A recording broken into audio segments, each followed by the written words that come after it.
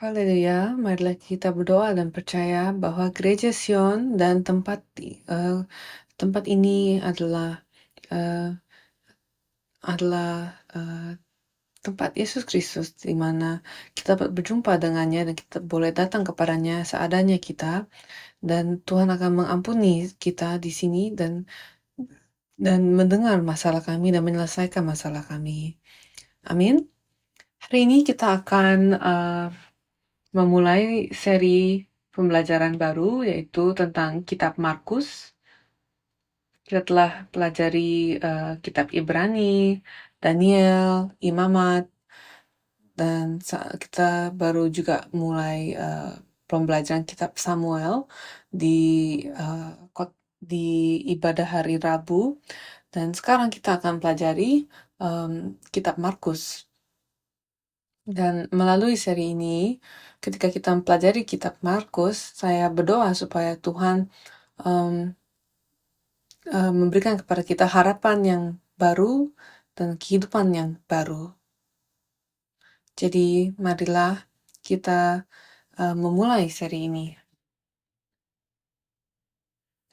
Kita akan pikirkan bagian dari Markus 1, tapi sebelum itu kita akan memikirkan soal penulisnya.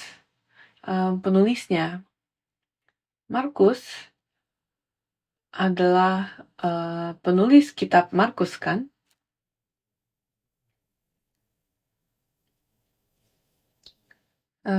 Saya mengatakan ini karena beberapa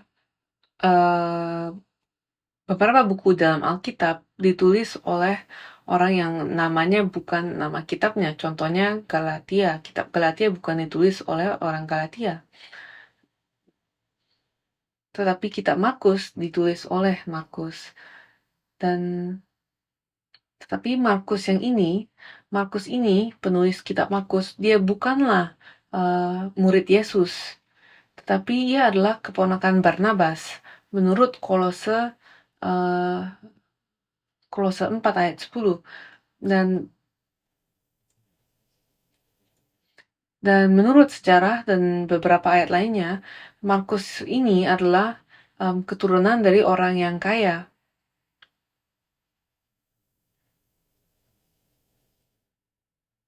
Dan dia telah memberikan sejumlah uang yang lumayan banyak untuk gereja mula-mula.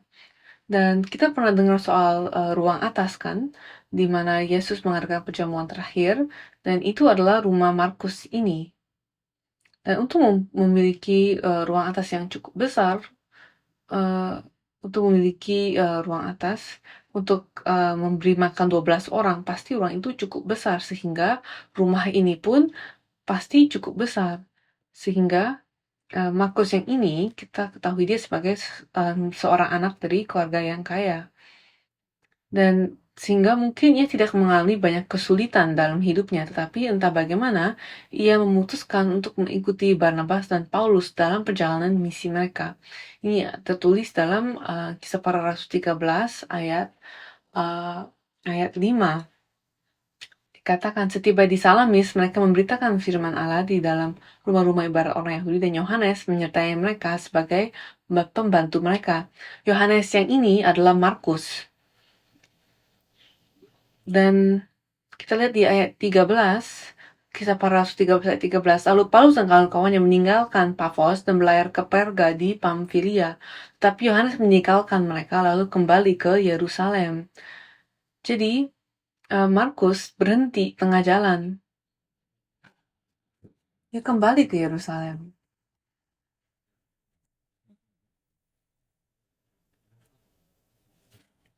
Dan perjalanan ke Pamfilia ini membutuhkan pendakian ke atas gunung yang tinggi dan kasar. Jadi mengapa Markus kembali ke Yerusalem? Ada beberapa pandangan soal ini karena Alkitab tidak memberi kita alasannya.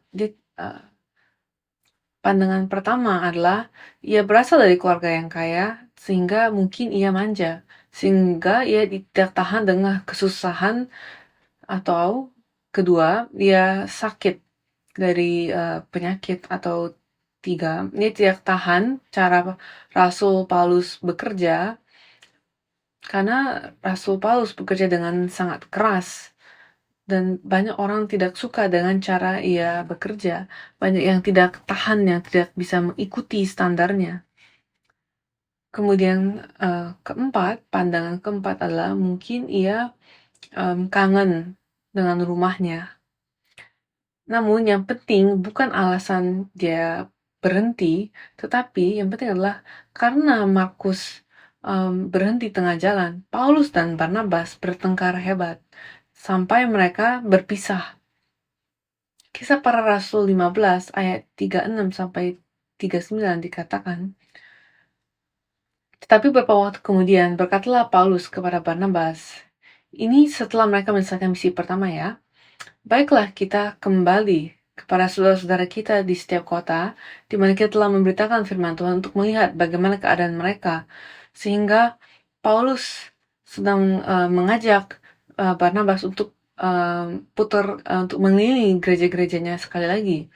Dan di sini dikatakan Barnabas ingin membawa juga Yohanes yang disebut Markus, tetapi Paulus dengan tegas berkata bahwa tidak baik membawa serta orang yang telah meninggalkan mereka di Pamfilia dan tidak mau turut bekerja bersama-sama dengan mereka.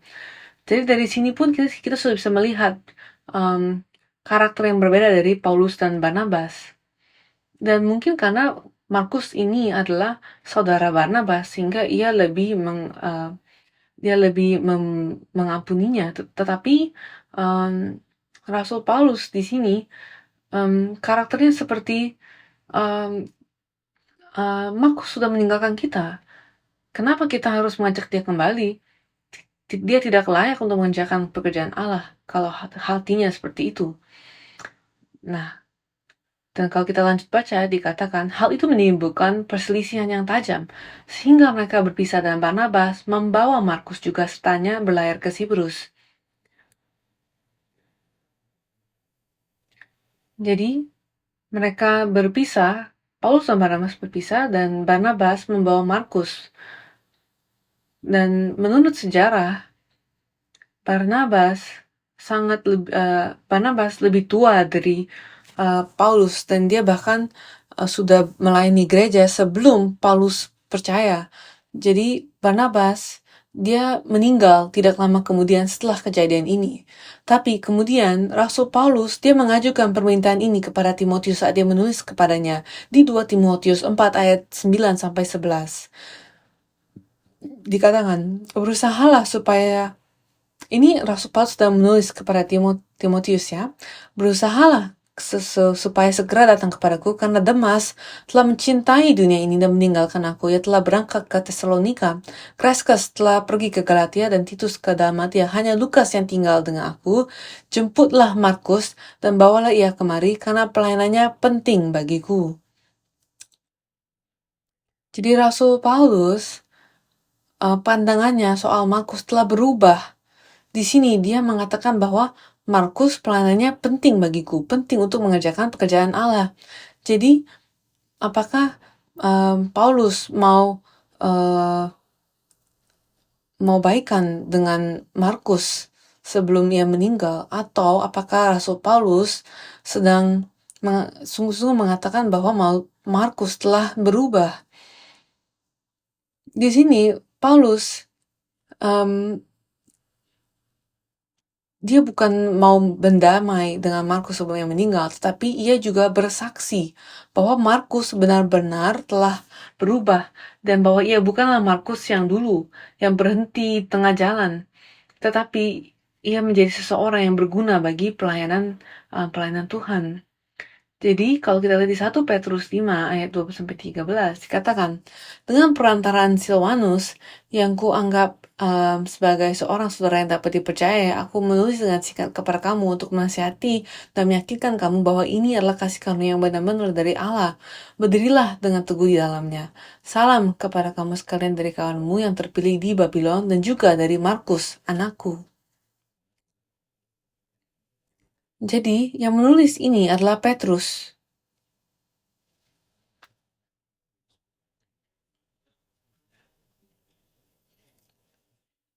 Jadi, apa yang menyebabkan Markus untuk berubah? Kalau kita lihat yang kita telah baca ini, Petrus memanggil Markus anakku. Jadi, apa yang terjadi? Gereja mula-mula menyatakan bahwa Markus menemani Petrus setelah ia mengikuti Barnabas dan Barnabas meninggal. Ia mengikuti Petrus sebagai penerjemah, dan Petrus membawanya dan membimbingnya dan mengasuhnya, mendidiknya dan melatihnya. Dan Markus, dia telah gagal sekali kan? Ia kabur kan? Dan siapa yang dapat mengerti dia? Petrus. Petrus pun telah menyangkal Yesus kan? Dan dia telah mengalami kegagalan besar itu, dan tetapi ia bangkit dari itu, sehingga ia adalah orang yang paling tepat untuk mengasuh Markus dan membimbingnya, karena ia mengalami hal yang serupa, di mana dia pun gagal, dan dia menyangkal Yesus 3 kali. Jadi Petrus, ia mendidik Markus dan melatihnya di dalam Injil dan memberikannya harapan yang baru, untuk memberikan dia titik mula yang baru dalam pelayanannya dan dalam perjalanan imannya. Dan kita dapat melihat bahwa Markus pun belajar dari Petrus, dan bahkan gaya penulisannya mirip dengan Petrus. Kita lihat di Markus 1 ayat 1 dikatakan, inilah permulaan Injil tentang Yesus Kristus anak Allah. Dan sintaksis ini merupakan gaya penulisan yang sangat khas dari Petrus.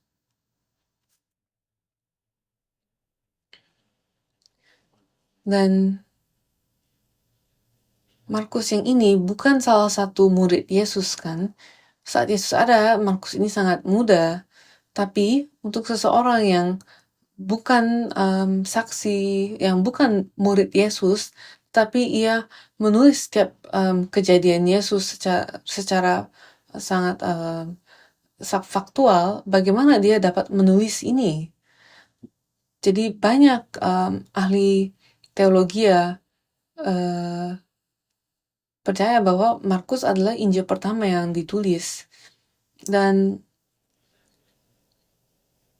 banyak teologi bahkan mengatakan bahwa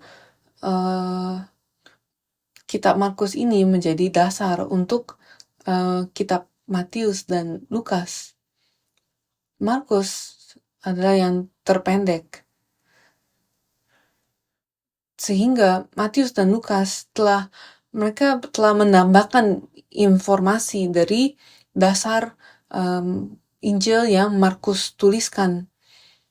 Dan Markus ini, dia bahkan bukan murid Yesus, tapi bagaimana dia dapat mengetahui apa yang terjadi dan apa yang Yesus katakan. Masuk akal kalau kita tahu bahwa Petrus adalah gurunya. Petrus adalah saksi yang memiliki sudut pandang orang pertama dari segala sesuatu yang Yesus lakukan, sehingga Petrus dapat menyampaikan semua ini kepada Markus, dan Markus pun dapat menuliskannya.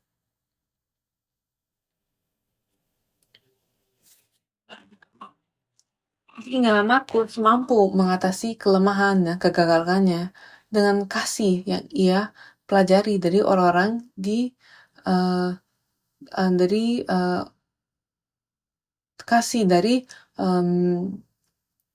dari kisah Yesus yang ia terima, sehingga setiap orang pun yang membaca kitab Markus ini dapat menerima kasih Yesus yang Markus terima juga.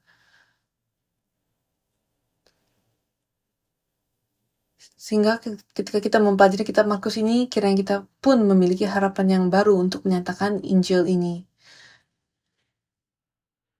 Kedua, latar belakang mengapa Markus menulis Injil ini. Injil ini ditulis sekitar tahun 65 sampai 70 Masehi. Dan pada waktu itu terkenal sebagai waktu penganiayaan yang sangat besar untuk orang Kristen.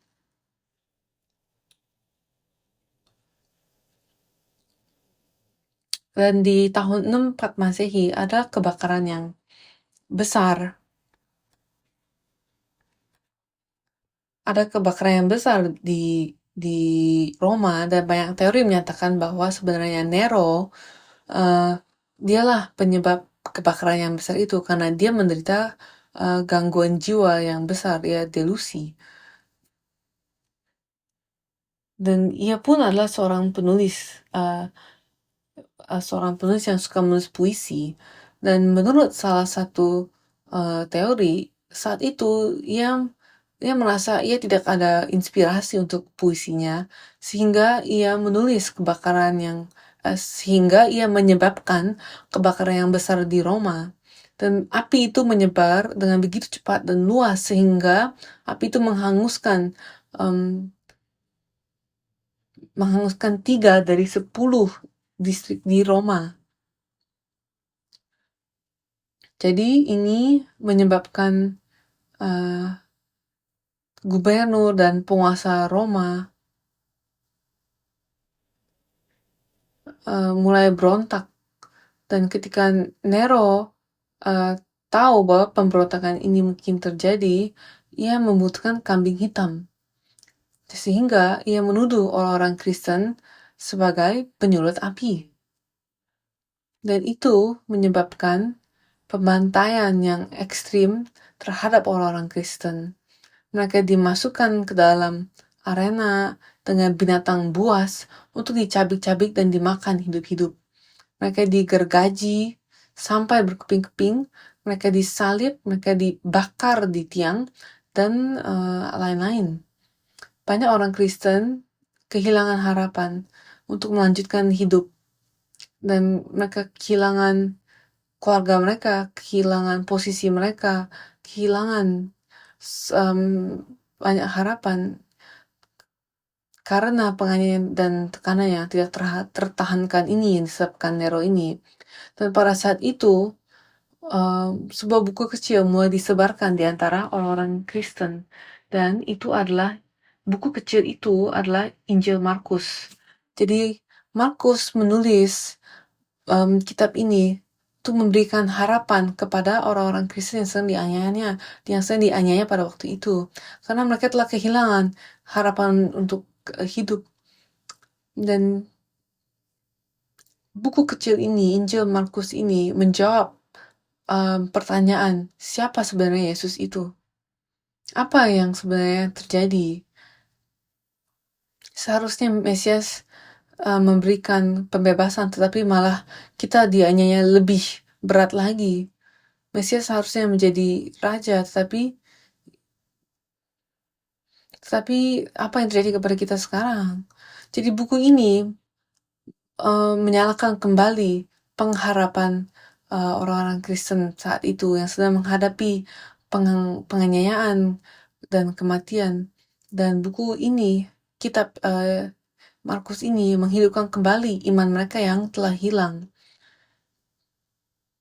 Maka bagian awal dari buku kecil ini berbunyi, permulaan Injil Yesus Kristus Anak Allah. Dan di sini kata permulaan adalah arche dalam bahasa Yunani, yang adalah kata yang sama yang ditemukan dalam Yohanes 1 ayat 1. Kata pada mulanya itu adalah arche juga. Dan Kejadian 1 ayat 1 berbicara tentang permulaan sejarah penebusan. Dan Yohanes 1 ayat 1 berbicara tentang permulaan asal mula firman. Dan sebelum waktu dimulai, ada firman, dan itu disebut sebagai arche pada mulanya. Dan Markus menggunakan kata yang sama itu untuk menyatakan Yesus Kristus sebagai asal mula dari Injil, dari kabar baik. Jadi orang-orang ini sedang melalui banyak kesulitan setiap harinya dan mereka membutuhkan suatu kabar baik. Dan dia menyatakan bahwa asal mula kabar baik adalah Yesus Kristus, Sang Mesias. Dan melalui waktu itu dan saat itu orang Romawi mereka menggunakan kata Injil, yaitu Evangelion, yang berarti kabar baik.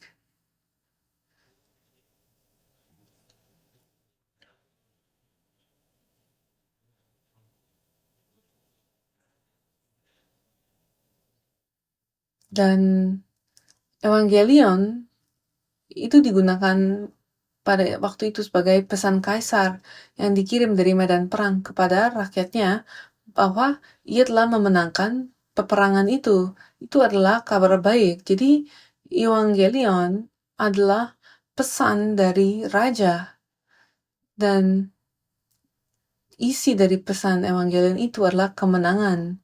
Jadi Markus menyebutnya sebagai Injil Yesus Kristus. Dan Yesus Kristus adalah Raja kita yang kekal, yang mengirim pesan kepada rakyat yang sedang menderita bahwa jangan khawatir karena aku telah menang, dan kemenanganku akan menjadi milikmu pula. Jadi apakah sekarang kita pun sedang mengalami banyak kesulitan sehingga kita kehilangan harapan? Kiranya Injil Markus ini pun dikirim kepada hatimu dari Raja kita, dan kiranya ia pun menyatakan kepadamu bahwa kamu tidak perlu khawatir karena ia telah menang. Dan terakhir, poin ketiga, kita akan memikirkan Yohanes Pembaptis dan awal pelayanan Yesus. Yohanes Pembaptis adalah orang pertama yang Markus sebutkan, dan ia mengaitkannya dengan awal pelayanan Yesus Kristus. Jadi Yesus adalah Raja, ya kan? Tapi bagaimana ia memulai pekerjaannya, dan Raja seperti apa Yesus ini? Markus menjelaskannya melalui Yohanes Pembaptis, di mana Yohanes mengawali pekerjaannya.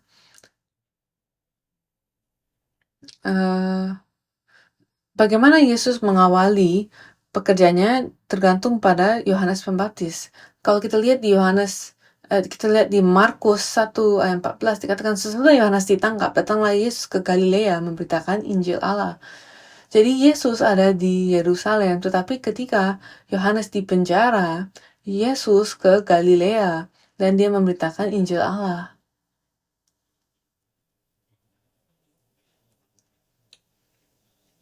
Markus 1 ayat 16 dikatakan, ketika Yesus sedang berjalan menyusur danau Galilea, ia melihat Simon dan Andreas, saudara Simon, mereka sedang menebarkan jala di danau sebab mereka penjala ikan. Jadi sebelum kita memasuki isi ayat ini, yang perlu kita mengerti adalah keempat Injil menggambarkan 4 aspek yang berbeda tentang Yesus dan pelayanannya. Dan 4 Injil ini pun membandingkan Yesus dengan 4 wajah makhluk hidup dari cherubim, yaitu singa, lembu, manusia, dan raja wali. Matius menggambarkan Yesus sebagai raja di atas segala raja, seperti sebuah singa, yaitu raja hutan. Dan Markus menampilkan Yesus sebagai seorang hamba yang menderita, raja yang datang untuk melayani dan bukan untuk menikmati kemuliaannya. Ini seperti wajah lembu. Dan Lukas menyebut Yesus sebagai anak manusia. Dan ini membandingkannya dengan wajah manusia. Dan Yohanes menekankan pekerjaan surgawi yang dilakukan Yesus di bumi. Ini seperti wajah Raja Wali.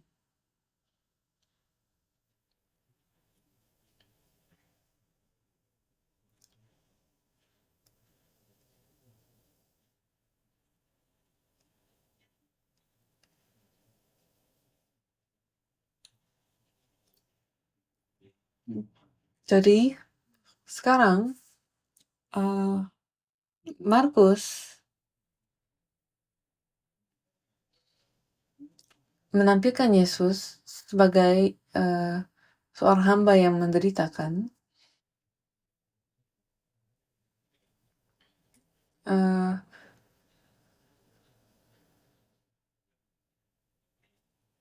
keempat wajah ini adalah seperti cherubim yang Yeskiel lihat pada visinya kan.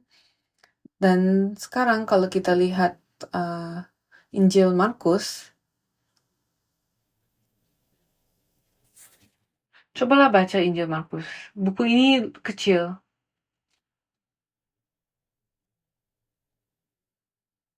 Dan adalah baik kalau kalian membaca Injil Markus, seluruh Injil Markus setiap hari Sabtu. Sebelum hari Tuhan. Dan kalian akan sadar bahwa dalam setiap bab dikatakan segera. Kata segera ini sangat sering muncul.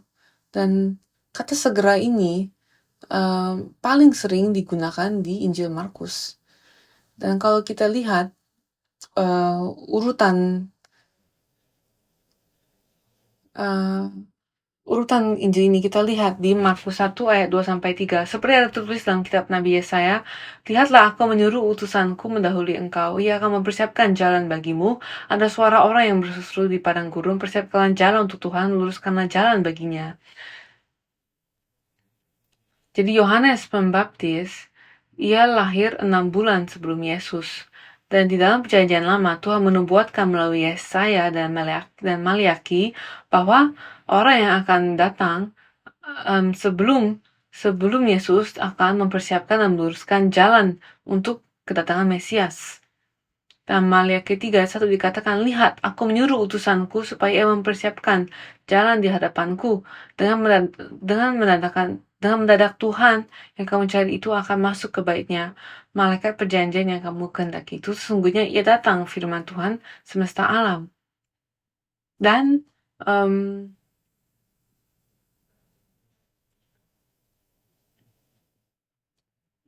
Maliaki 4 ayat 5-6 pun mengatakan bahwa ia akan membuat hati bapak-bapak berbalik kepada anak-anak dan hati anak kepada bapak-bapak. Dan saat kita lihat Markus 1 ayat 4-8,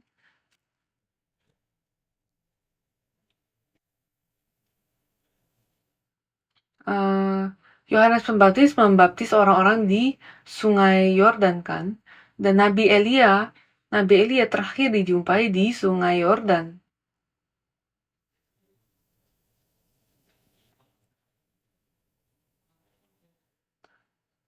Dan Markus 1 ayat 4 mengatakan bahwa Yohanes Pembaptis dia memakai jubah bulu unta dan ikat pinggang kulit. Dan kalau kita bandingkan di 2 Raja-Raja 1 ayat 8 dikatakan seorang yang memakai pakaian bulu dan ikat pinggang kulit terikat pada pinggangnya itu adalah Elia. Jadi Yohanes Pembaptis bukan reinkarnasi dari Elia, tetapi Yohanes Pembaptis adalah orang yang Allah tunjukkan saat dia bilang Elia akan kembali. Yohanes Pembaptis datang dalam roh dan kuasa Elia, dan Yohanes Pembaptis dia bersaksi tentang Yesus. Dengan cara itu yang mempersiapkan jalannya.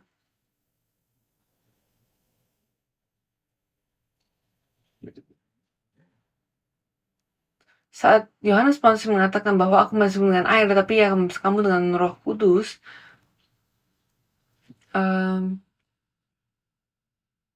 saat itu ia bersaksi tentang Yesus. Dan perlu kita catat, Yesus saat ia mengawali pelayanannya, ia memulai di tempat yang berbeda. Jalannya tidak mudah, tidak lurus. Dan pesan Yesus, ia bersaksi soal Injil. Siapa yang seharusnya bersaksi soal Injil? Siapa Injil? Yesus sendiri adalah Injil. Dan adalah misi Yohanes Pembaptis untuk bersaksi tentang Injil ini, tentang Yesus Kristus. Dan mereka dibaptis. Orang-orang mengalami pertobatan dan mereka menerima Injil melalui Yohanes Pembaptis. Dan proses ini tiba-tiba berhenti. Dan sekarang Yesus harus menyampaikan pesan yang sama yang Yohanes Pembaptis bagikan. Menurut Matius 4, eh,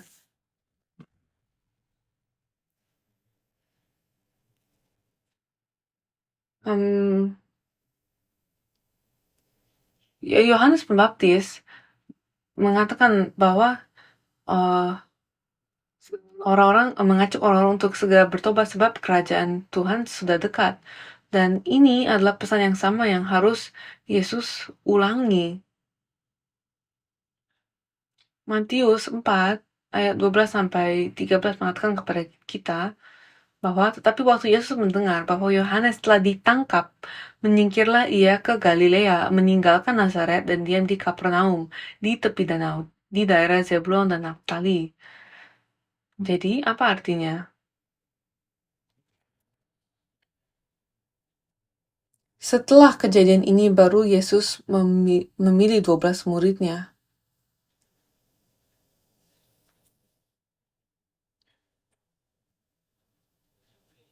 Jadi ketika Yohanes ditangkap, Yesus seolah-olah ada rencana cadang dengan dia mengumpulkan 12 murid. Jadi kita tidak akan membacanya, tapi kalau kita lihat di Markus 6 ayat 14 sampai 29, orang-orang sedang berbicara soal siapa Elia dan Yesus menyatakan bahwa Yohanes Pembaptis itulah yang Tuhan maksud ketika ia mengatakan bahwa Elia akan kembali.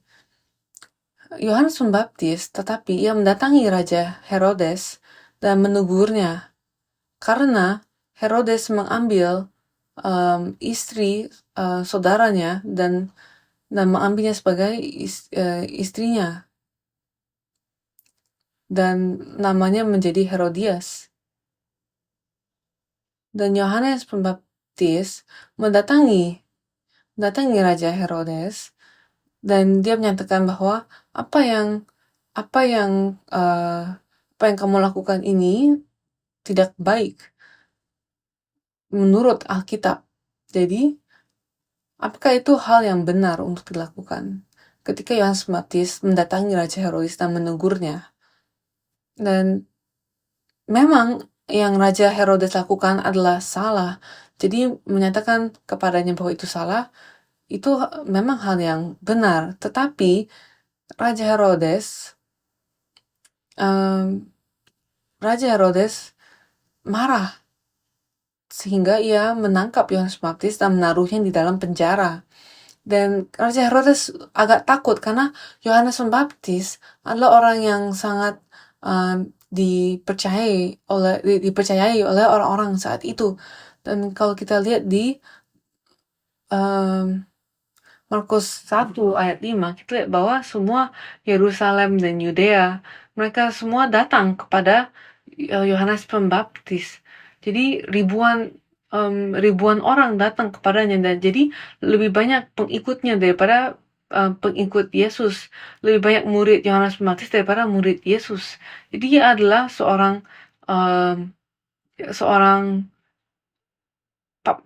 pendeta yang sangat radikal, yang sangat diakui orang-orang. Jadi Raja Herodes takut untuk membunuhnya, maka ia menaruhnya di penjara saja.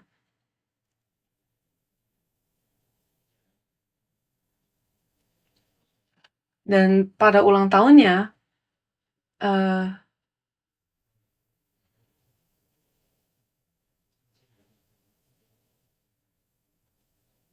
dan anak Herodias menari dengan indah, dan Herodes saat itu mungkin agak mabuk sampai dia menawarkan setengah kerajaan kepada anak Herodias.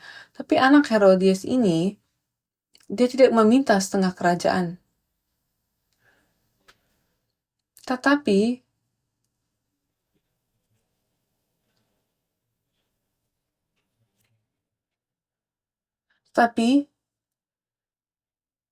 anak Herodias tanya kepada ibunya, dia harus meminta apa?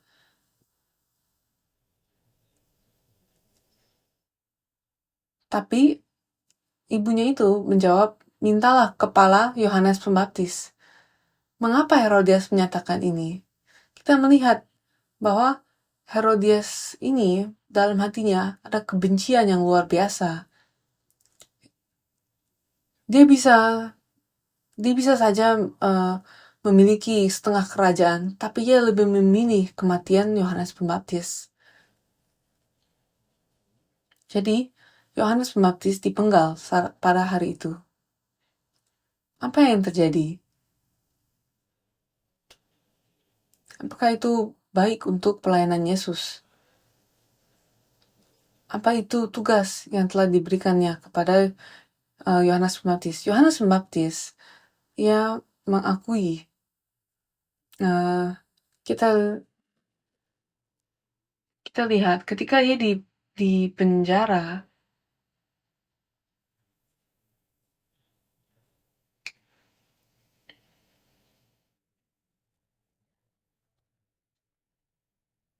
karena ia di penjara, Yesus harus mengulangi pesannya dan menyampaikan Injilnya sendiri dan harus mengumpulkan 12 murid sehingga jalan Yesus tidak dipersiapkan. Dan kalau kita melihat dari perkataan Yohanes Pembaptis sendiri, coba kita bandingkan pengakuan Yohanes Pembaptis sebelum ia dipenjara dan setelah ia dipenjara. Sebelum ia dipenjara, Yohanes Pembaptis mengatakan ini, Yohanes 1 ayat 29 sampai 34. Yohanes 1 ayat 1, 29 sampai 34. Pada keesokan harinya, Yohanes melihat Yesus datang kepadanya dan ia berkata, lihatlah anak domba Allah yang menghapus dosa dunia. Dialah yang kumaksud ketika kukatakan kemudian daripadaku akan datang seorang yang telah mendahului aku sebab dia telah ada sebelum aku. Dan aku sendiri pun mula-mula tidak mengenal dia, tetapi untuk itulah aku datang dan membaptis dengan air supaya ia dinyatakan kepada Israel. Dan Yohanes memberi kesaksian, katanya, aku telah melihat roh turun dari langit seperti merpati dan ia tinggal di atasnya, dan aku pun telah mengenalnya, tetapi dia yang mengutus aku untuk membaptis dengan air telah berfirman kepadaku, jikalau engkau melihat roh itu turun ke atas seseorang dan tinggal di atasnya, dialah itu yang akan membaptis dengan Roh Kudus, dan aku telah melihatnya dan memberi kesaksian, inilah anak Allah.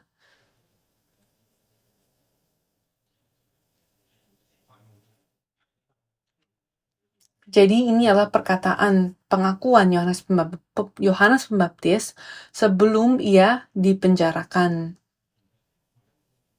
Dan kalau kita lihat, sesudah ia dipenjarakan, apa yang menjadi kesaksiannya? Kita lihat sebelum dipenjara, ia sangat yakin dan sangat jelas kan, ia menekankan beberapa kali bahwa ia inilah anak Allah. Namun, sesudah ia dipenjarakan, coba kita lihat Matius 11 ayat 1 sampai 3. Matius 11 1 sampai 3.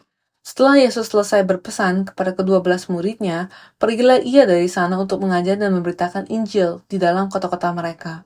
Di dalam penjara, Yohanes mendengar tentang pekerjaan Kristus, lalu menyuruh murid-muridnya bertanya kepadanya, Engkaukah yang akan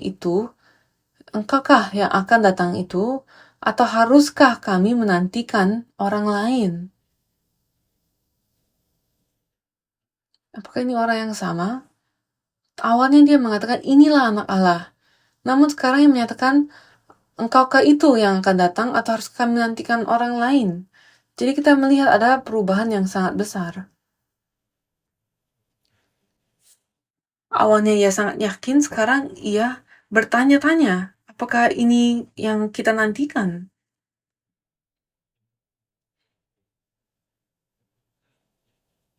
Coba kita lihat jawaban Yesus kepadanya.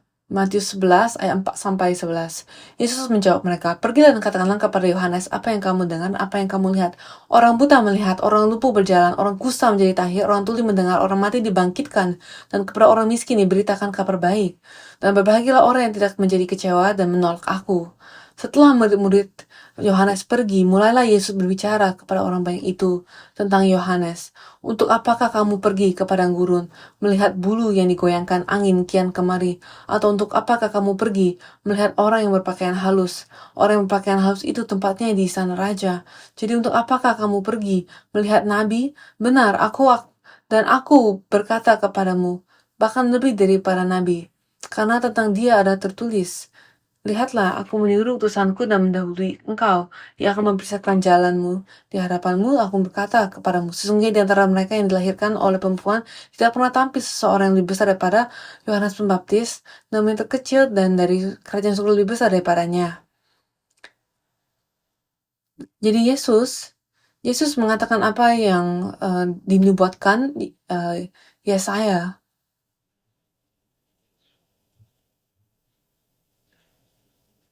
Dan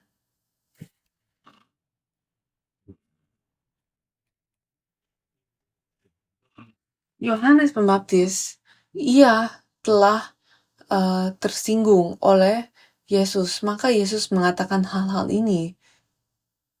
Maka Yesus mengatakan kepada mereka hal-hal ini.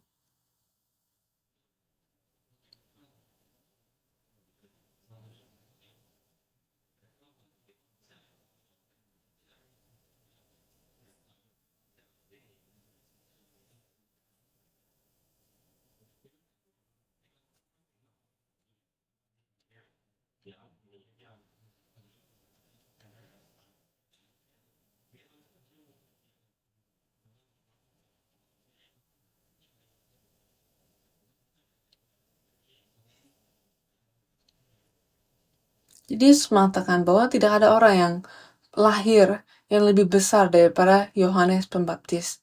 Namun yang terkecil dalam kerajaan sorga lebih besar daripadanya. Jadi dia mengatakan tempat Yohanes adalah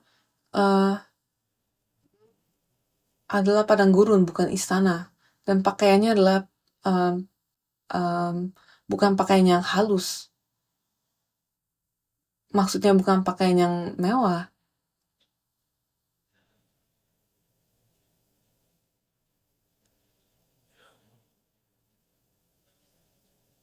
Jadi maksudnya adalah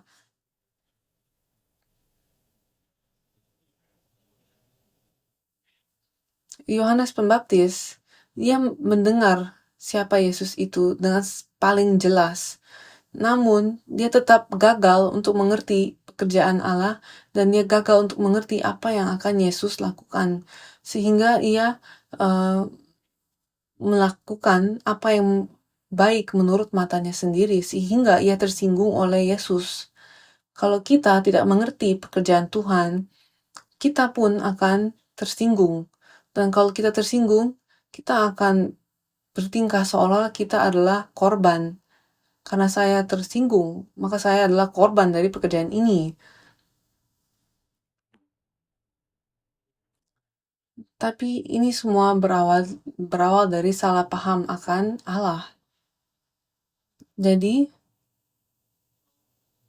yang Yesus sedang katakan di ayat ini mengenai pekerjaan Tuhan, janganlah menilai berdasarkan kesaksian orang lain, tapi lihatlah sendiri dengan hati yang jujur untuk melihat apakah firman-Nya digenapi.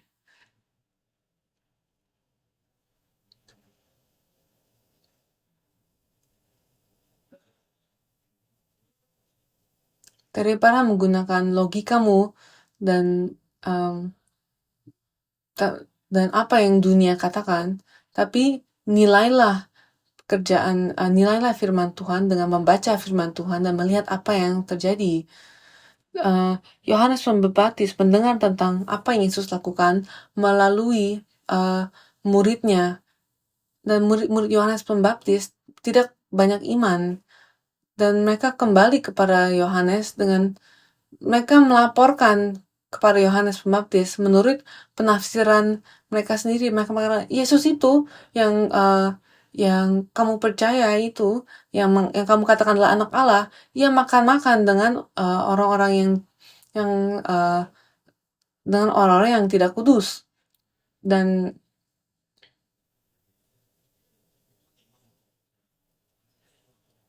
Matius 11 ayat 18 ayat 19 mengatakan bahwa Yohanes ia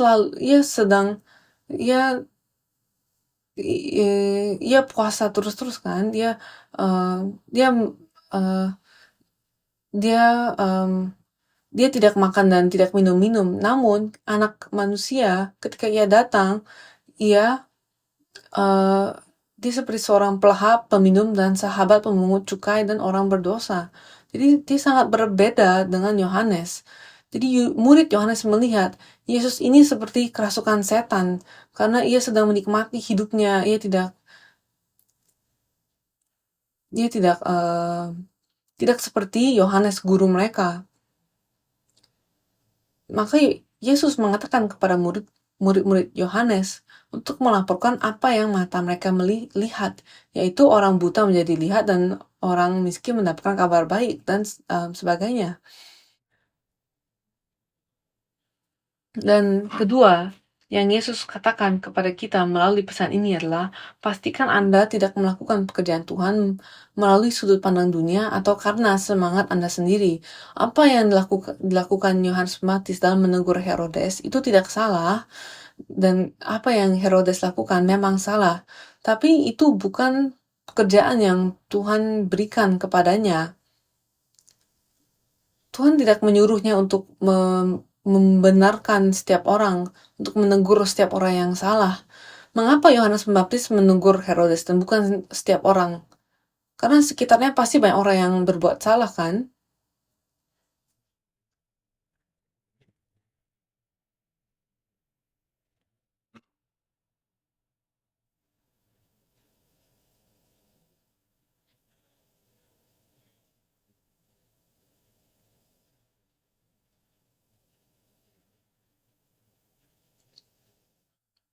Yohanes Pembaptis, ia Pak memiliki sangat banyak pengikut. Dan yang pengikutnya ingini adalah supaya anak Allah yang dikatakan Yohanes Pembaptis ini, mereka mengharapkan supaya ia menggulingkan Herodes dan menjadi raja mereka di bumi.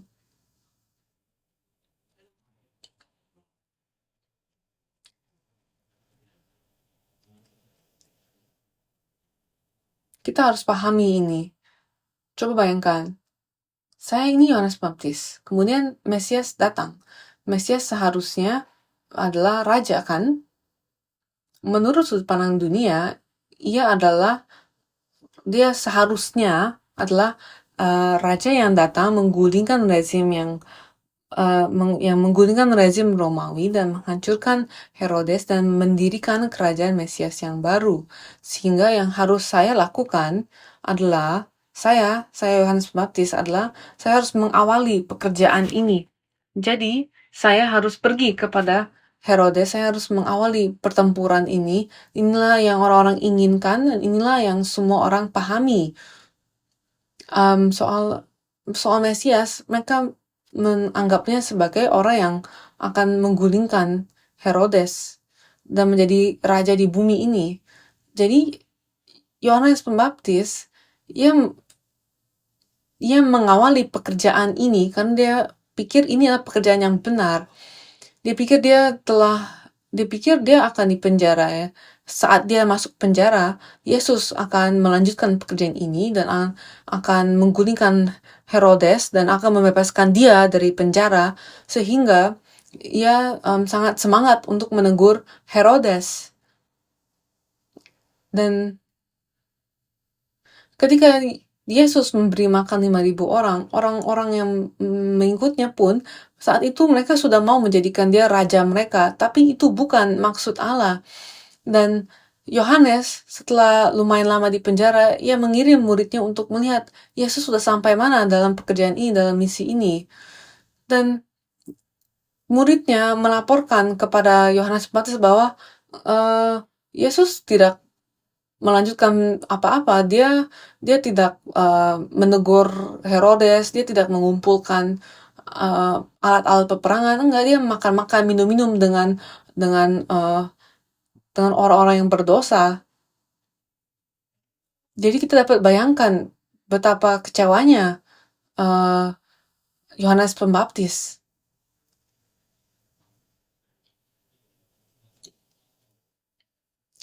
Dan Yesus mengatakan bahwa enggak, pekerjaan itu bukan pekerjaanku, tapi pekerjaanku adalah apa yang Bapa utus aku, ini bukan melakukan pekerjaan ini.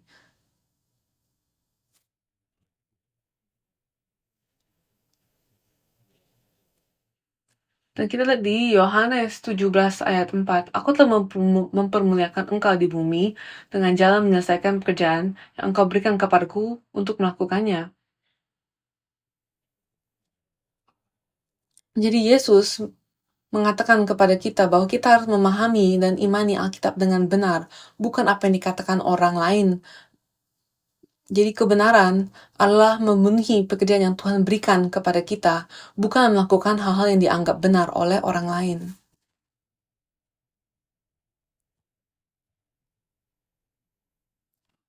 Yohanes Pembaptis, dia melakukan pekerjaan memperkenalkan Yesus pada mulanya. Dan tapi lama kemudian ia mati. Dan kita jadi ragu apakah hanya ini pekerjaan yang Tuhan berikan kepada Yohanes Pembaptis. Ini buat kita bertanya, bagaimana jika ia hanya melanjutkan pekerjaan pembaptisan orang-orang dan memberikan baptisan pertobatan kepada orang dan memimpin mereka kepada Yesus? Bagaimana jika ia tidak menegur Herodes?